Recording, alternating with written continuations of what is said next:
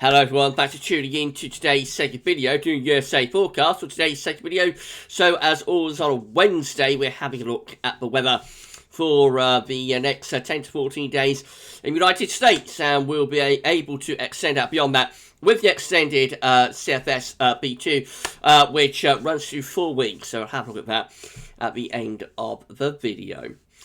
Just say that first video release shows our 7 AM upload, got a 10 to 14 day with all of the red features coming up for you later on this afternoon as well. So please like, share, subscribe on all of the videos. Thank you so much everyone for doing that. Right, so we'll start off on the GFS upper air temperature and precipitation ensemble graph. Looking at Bangor in Maine today in the far northeastern corner of the United States. So red line is the 30-year upper air temperature average for Bangor. We're a little bit below average at the moment. We're going to get one final sort of push up in those upper air temperatures in the next 24 hours or so. It will become very mild briefly, and then a proper old plunge takes place through the weekend and into the part of next week, going really cold. Temperature going down to minus 10 at 850 HPA. And that just looks like it stays quite cold, really, through the early part of December, to be honest. So there's quite a bit of scatter in there, so we have got some of these on some members up here that are quite warm. But we've got an equal number down here that are pretty cold. I think overall it does look like quite a cold sort of scene across much of the northeast of states, as you expect, really, at this time of year, as we transfer from autumn to winter. Excuse me, you would expect, you know, quite a cold time of year, and that's exactly what we're seeing there. Nothing particularly dramatic going on, other than we are clearly transitioning into winter in the northeastern corner of the states. Precipitation-wise, there'll be quite a lot of dry weather over the next couple of days. It will start to get more unsettled through the weekend and into next week, so this cold weather will be associated with a trough of low pressure, and that will bring increasing risks of snow, of course, as we come to the end of November and push on into December. And again, very typical for the place and for the time of the year, really. You expect snow in December in Maine, and that's exactly what we've got coming up over the next couple of weeks, after a dryish sort of start. So becoming colder and wintry really is the message, I think, from the GFS today. Temperature anomalies across the states for the next week, from the 24th of November to 2nd of December, are looking like that. So most areas of America are actually warmer now, especially so for the central and western states. But in the east, it is going to be colder than average, right way down the eastern side, all the way from those northeastern states, going right way down towards Florida, actually. They're coming up with below average temperatures then, particularly cold sort of inland, just here in the east. So they're quite a cold scene across eastern America. Otherwise, many central and western parts of America, though, looking really quite mild in the week ahead. And precipitation-wise, from the 24th to the 24th of November to 2nd of December, it's generally drier than average, really, across many parts of the states. Although there will be some precipitation around, and of course, you know, as it's cold in the east and the northeast, so that precipitation will be snow. But generally, it is quite a it's quite a dry scene, really, across many parts of America. Southeastern parts of Texas coming out rather wet, though, so a little bit wetter there. But otherwise, you know, with the odd exception here and there, quite a dry scene, really. Right, so here we go then with the GFS midnight run. This is the situation across America today. We've got this ridge sitting in the east. That's still bringing up really quite mild air from the south across those eastern midwestern states. So I've got low pressure out to the west. That's bringing rain. And in the far north, that will bring some snow as well. And then we push out into western states, and there we're under a ridge of high pressure. The upper air temperatures show it all up quite nicely. So many parts of America looking quite mild, especially in central eastern states. It is colder up to the far north and the extreme northeast. So as we go through into tomorrow, that mild air is going to push further eastwards and northeastwards. And so that accounts for that push up in the temperature that we saw on the ensemble graph for Maine. Meanwhile, into the Midwest, we started pulling in something colder, though, from the north.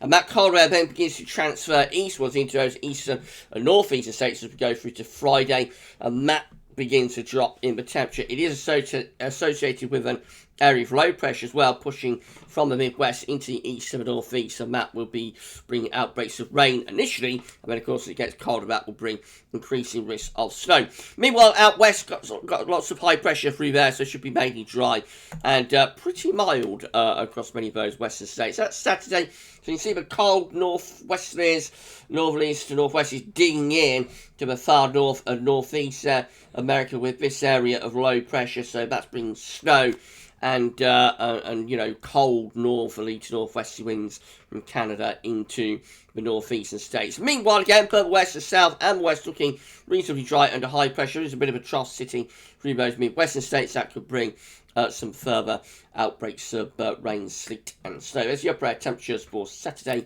Again, the coldest of the temperatures are in the far northeast here, digging in on those northwesterly winds. Out west, it looks generally quite mild, if not quite warm. Moving through the rest of the weekend and into about next week, we keep more low pressure going here in the far east and northeast. That just maintains the wind from the north, really, from the Midwest into those eastern northeastern states. We'll see further outbreaks of snow, showery outbreaks of snow likely across those eastern northeastern states, in particular with a cold northerly wind almost beginning to back into the northeast. So just a hint perhaps that you know, a little bit of a northeaster maybe on these eastern coastal states, but the low pressure isn't overly deep, so it's not a classic northeaster, but certainly cold and wintry in the far east and northeast. Out west again, which if high pressure goes on, that continues to bring lots of dry and pretty warm weather to many of those western states. That low pressure sort of pushes up towards Newfoundland as you get through to Tuesday, and that is bringing in quite a strong north-northeasterly wind, so winter definitely there in the northeast. Meanwhile, inland in the east, this ridge of high pressure will build. That's going to settle things down, but it will be cold under that area of high pressure, and you can expect some quite sharp overnight frost. Out west again, fair amount of high pressure on the western side of America. There will be this area of low pressure moving into the central northern states. Low pressure pushes through the Midwest by the middle of next week and starts to back the wind into more of a milder sort of westerly. So as we go into the second half next week, I think we start to push up some mild air through milder air through the Midwest and into those eastern and northeast states. We will start to lose the coldest of the upper air temperature. They'll retreat into Canada as we bring something milder in from the west. And you see that nicely on the upper air temperature chart there. For Thursday, again, you see the coldest of the upper air temperatures lifting out from the far north and northeast, and actually looking really quite warm through some of those western states. Bear in mind that is associated both with quite a lot of high pressure, so won't necessarily be as warm as you'd expect from the upper air temperature down on the surface. Given that America is a continental climate, inversion is quite likely producing overnight frost. But from an upper air temperature perspective, it's warm in the west, and those milder upper air temperatures are sort of moving northwards into eastern parts of America as well. Not for long though. By the end of next week, we're starting to pull something colder back in from Canada into those midwestern states, and that's a trend really as we go up towards and beyond day 10. This trough of low pressure digs in from the north. The jet stream starts to move southwards again. That brings colder air back in from Canada into the Midwest and increasingly over towards the east. Actually looking very cold by day 10. Which is the 4th of December. Really cold upper air temperatures beginning to move in from Canada. That would be like the first spell of severe cold weather pushing into those northern and midwestern and also potentially northeastern states. But west continues to look pretty warm, so if you like warm winter weather, head towards California. California dreaming, that's where the sun will be. We go beyond that in towards the last stages of the first week of December, and it continues to look very cold in the north and the northeast with further heavy snow at times. Again, look at the upper air temperature there for 6th of December. We're bringing minus 10 celsius iceberg right way down towards some of those southeastern states, so looking really cold, severely cold through Midwest and pushing into those eastern parts of America. Out west, it continues to look pretty warm through there, and then we head on towards the end of the GFS run, which today gets us to the 10th of December. There's not much change really. states, very cold through the Midwest and towards the northeast with further snow at times. Out west it will be quite a lot milder through there. And that does include the Pacific Northwest as well, so there's no sign of anything particularly wintry heading into, you know, those northwestern states at this point. Coldest weather will be through the Midwest and into the east of the northeast, with those very cold upper air temperatures continuing from Canada. Right, going on to the Ecm Euro, looking like this. Again, at the moment, it's reasonably mild through the Midwest and into the east, and with this area of high pressure bringing up like a southerly wind. That carries on into tomorrow as well. Upper air temperatures looking nice and mild, really, in most areas from the west coast to the east coast. It is a little bit colder through the central northern states just here. But then as we move on into the end of the week and the weekend, that's why we bring this push of colder air in from the north into the Midwest and over into the eastern and northeastern states as well. Upper air temperature becoming a lot colder through the Midwest, and those colder upper air temperatures will push into the east and the northeast as well. Early next week, we keep wind in from the north in this northeastern corner, so there will be further snow at times through the weekend and into next week. High pressure keeps it reasonably dry and quite warm further westwards. That situation carries on through into middle of next week, really. It remains cold in the far northeast and through Midwest as well. This ridge of high pressure will try to bring something a little bit milder in from the west as we go on into the second half of next week. Not much change. This area of low pressure develops through here. That'll probably start to push eastwards. May bring some milder air up for a time through the second half of next week, but then cold air probably starts to dig back in again by day 10. That's how we look with the upper air temperature by day 10, which gets us to the 4th of December. So any central southern states looking reasonably warm, colder in the north, and we have got some really cold air since go over Canada. That's about to descend, I think, as this low pushes eastwards. That will pull in those very cold upper air temperatures into the Midwest, and then they will progress on into the east and into the northeast as well, probably. So it all looks quite typical, really, across many parts of America for this time of year. Western areas reasonably dry, quite warm. Eastern areas looking, and northeastern areas looking a lot colder and quite wintry at times. This is how the CFSV2 is looking for the next 4 weeks. So these are 500 millibar heights breaking down into week periods. The first week period takes us from 23rd to 29th of November. The coming week has high pressure out to west with low pressure to the northeast. Jet stream will be doing something a little bit like that. So that does pull colder air down into the far east and northeast potentially. Week 2 is a little bit different to what the GFS in particular was showing, but also the ECM really. This is the 30th of November, 6th of December. Heights just rising through America. And that'll have the effect of sending the jet stream back north. So the CFS, as ever, looking quite mild there. We get this on our side of the Atlantic as well, that the CFS always wants to default back to milder weather. It looks like it happens in America also, really. So, for week 2, the CFS wants to take the jet stream back northwards, build up a ridge across many parts of the states, and so that would be progressing into milder weather, I think. Week 3 is the 7th to the 13th of December, with high pressure sitting to the east and south. Some low pressure to the northwest. That will bring winter into the northwest, into the Pacific Northwest. But otherwise, most parts of the state's actually looking quite mild there, with that high pressure drawing up the air from the south and from the southwest. And there's not much change in week 4 either. So the CFS wants a very mild December, actually, I think, for America, which is not particularly evident with the GFS this morning in particular. So this is how week 4 looks. It's 14th, 20th of December. Low pressure off the west coast.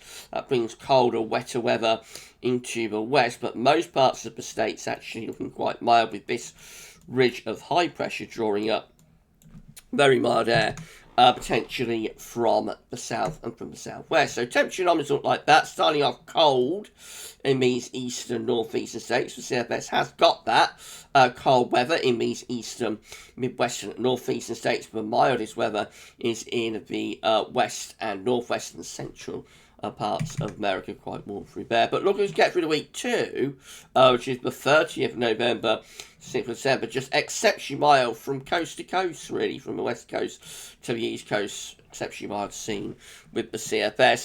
The GFS this morning, at midnight GFS looks a lot colder than that. So, you know, this happens on both sides of the Atlantic, seemingly, but the CFS will always try and find the mildest solution. Of course, it might be right, but we'll find out next week, won't we? This is how week 3 is looking, which is the 7th to the 13th of December. Again, very mild from coast to coast. It's an exceptionally mild December being predicted by the CFS. I don't know if it's right or not, but that's what it's showing.